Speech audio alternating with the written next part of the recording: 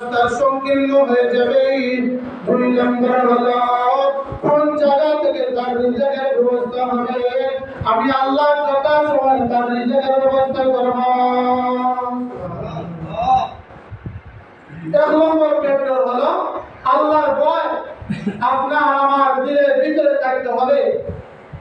আর যদি আল্লাহর ভয় কারণ দিলের মধ্যে থাকে, কোন মানুষ যদি আল্লাহকে ভয় করে, প্রথম নম্বর হলো একটা শর্ত, সে আল্লাহকে ভয় করার মানে হলো শয়তানকে তার শত্রু হিসেবে মানা।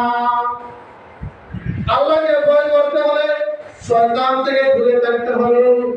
ইন্নাশ শাইতানা আদুউন ফাত্তাখিযুহু আদুওয়া। আল্লাহ পাক রব্বুল আলামিন বলতেছেন যে তোমরা শয়তানকে শত্রু হিসেবে মানো, শয়তানকে তোমরা বন্ধু বানাইও না।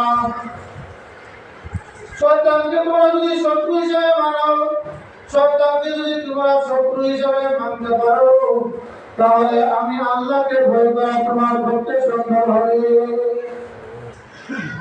শয়তান যতক্ষণ পর্যন্ত তোমার কাছ থেকে দূরে থাকবে না, ততক্ষণ পর্যন্ত আল্লাহর ভয় তোমার ভিতরে ঢুকবে না। তাকিয়া বলে তাকওয়া ওয়া দানিশ করে তরিকতে কাফের। তাকিয়া বলে তাকওয়া ওয়া দানিশ করে তরিকতে কাফের।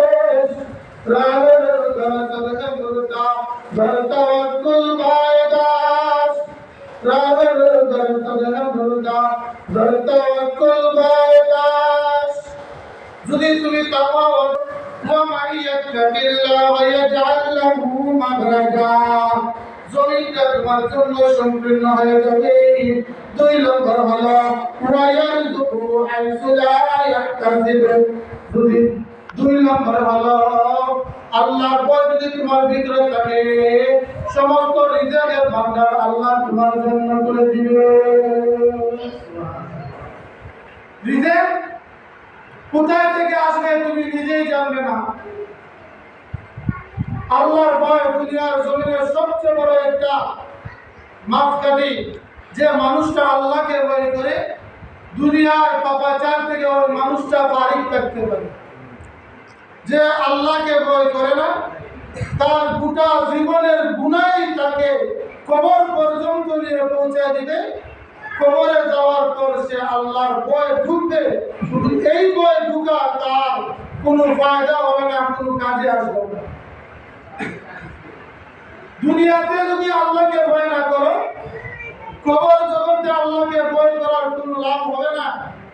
এজন্য দুনিয়ার জমিনে যারা আল্লাহকে ভয় করে,